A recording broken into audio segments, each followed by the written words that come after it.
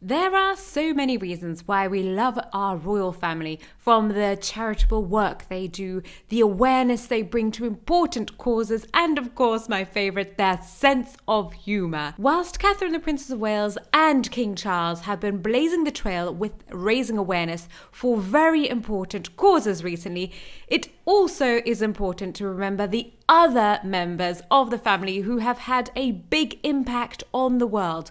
Of course, there is the late Queen Elizabeth, but on this day, on the 1st of July, which would have been Princess Diana's birthday, it's fun to look at some of her most iconic moments and some of her most hilarious. Let's get to the crunch. Princess Diana was a fearless joker, bringing light to many important causes across the world during her time in the royal family and after. Among her most notable achievements was the awareness she brought to the fight against AIDS. By publicly shaking hands with a nurse infected with the virus with no gloves, she silently demonstrated to the world that sufferers of the disease were not contagious to touch.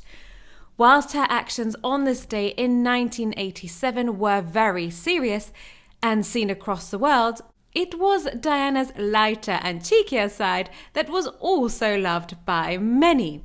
She loved to make a cheeky exit by playfully jumping or sliding out of a train or a plane in style. She brought an element of fun wherever she went, but she was also loved by some celebrities such as Michael Jackson, Kevin Costner and John Travolta. Michael Jackson and Princess Diana first famously met at a concert in London. Jackson had removed a fan favourite song from his show out of respect for the princess. Upon meeting him, she expressed her love of said song, Dirty Diana. It is clear that Michael Jackson felt fondly towards the princess and admired her rather cheeky nature. When recounting this moment, he states that there were other similar things she said, but that the other things were too risque to be revealed. Are you gonna do Dirty Diana? I said, no, I took it out of the show because of you. No, I want you to do it. Do the song. After charming John Travolta, the king of disco, with her dance moves, John Travolta claimed he felt like Prince Charming. That's probably my fondest memory. The look she had on her face when I asked her to dance. She blushed, and I liked that. I thought it was very down to earth. But more recently, it's Kevin Costner that has been making Princess Diana headlines after recounting his plans to make The Bodyguard 2, including a kissing scene with the princess. But it gets more spicy as he later revealed that the princess rather fancied the actor. Cheeky, cheeky Diana. Costner alleges that Prince William requested to meet him, and during that meeting, the prince revealed that Diana, his mother, had a crush on the actor. You can't really blame Princess Diana if you have ever seen Robin Hood, Prince of Thieves. That is all I will say. I completely understand where she's coming from. I cannot help but thinking that the love that Diana felt for these celebrities was somewhat reciprocated by the way they talk about her. Each one of them recounts their time with the princess very, very fondly. Someone said, since Grace Kelly, she was the only one that was so graceful, beautiful, and down-to-earth royalty ever. I agree that she was graceful, beautiful, down to earth, all of those things, but I do also believe that Catherine the Princess of Wales is very much up there with Princess Diana with regards to grace, beauty, and her ability to be down to earth and connect to people. There's so many similarities when you watch Princess Diana interacting with the public. You see she has this genuine love for them, and we also see that with Catherine the Princess of Wales.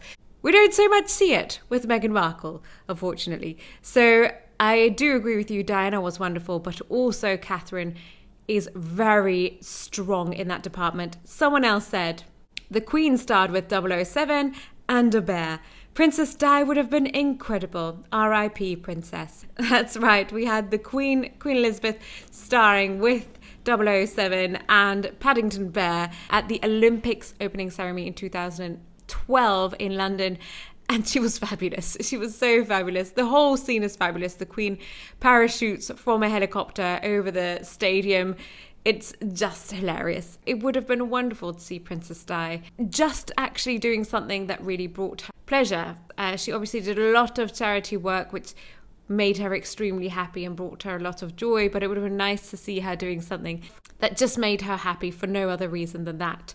Someone else said, The Bodyguard 2 with Di would have been amazing. Hope he still makes a similar movie someday. It would have been brilliant, you're right. And he goes on to say afterwards, actually, that he couldn't make it again because he has this sort of loyalty towards the princess in which he feels she could not be replaced. She was irreplaceable.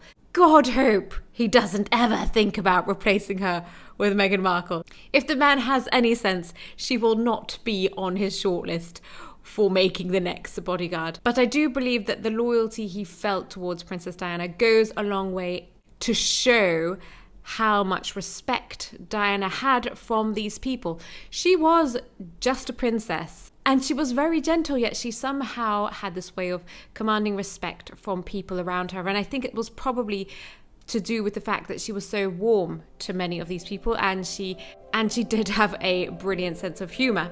Hit like if you can understand Diana's love of Kevin, John and Michael, and subscribe to help the Crown family blossom. Tap the notification bell so you don't miss a future episode, and we'll see you down in the comments.